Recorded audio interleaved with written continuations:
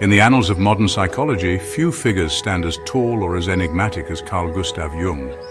Known for his groundbreaking work on the collective unconscious, archetypes and individuation, Jung also ventured into the mystical. Among his most esoteric writings lies a cryptic text, The Seven Sermons to the Dead, a spiritual manifesto that transcends the boundaries between psychology and mysticism. Penned in 1916 during a period of intense inner turmoil, The Seven Sermons to the Dead, or Septem Sermones ad Mortuos, emerged from Jung's deep engagement with his unconscious.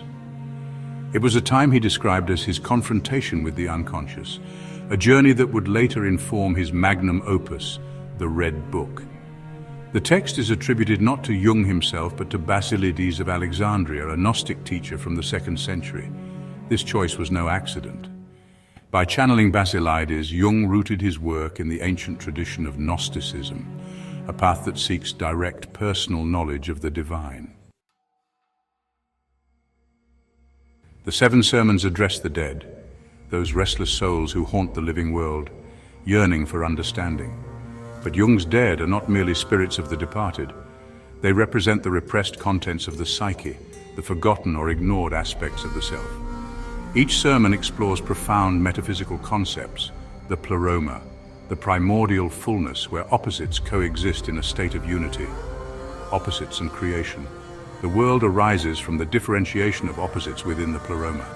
The nature of gods and the Abraxas, introducing Abraxas, a deity embodying both good and evil, transcending dualities, the human psyche, the interplay between the spiritual and material within humans, the power of desire, how longing drives creation and individuation, the importance of self-knowledge, understanding oneself as a path to spiritual wholeness, the silence beyond words. The ultimate truth lies beyond language and thought. For esoteric practitioners, the Seven Sermons offer a symbolic map for inner transformation. The concept of the Pleroma resonates with mystical ideas of the Absolute, found in Hermeticism, Kabbalah, and Eastern philosophies. The figure of Abraxas, uniting light and dark, becomes a powerful archetype for embracing the totality of the self.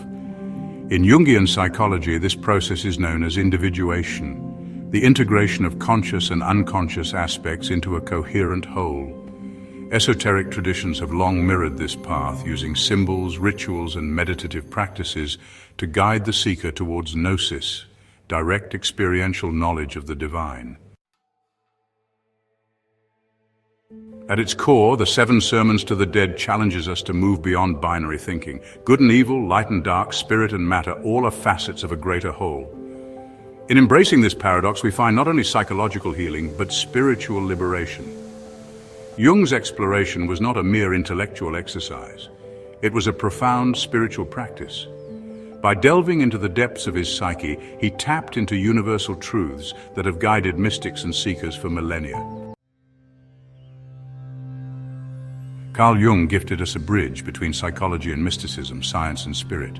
The Seven Sermons to the Dead remains a beacon for those who seek not only to understand the mind, but to touch the ineffable mysteries that lie beyond.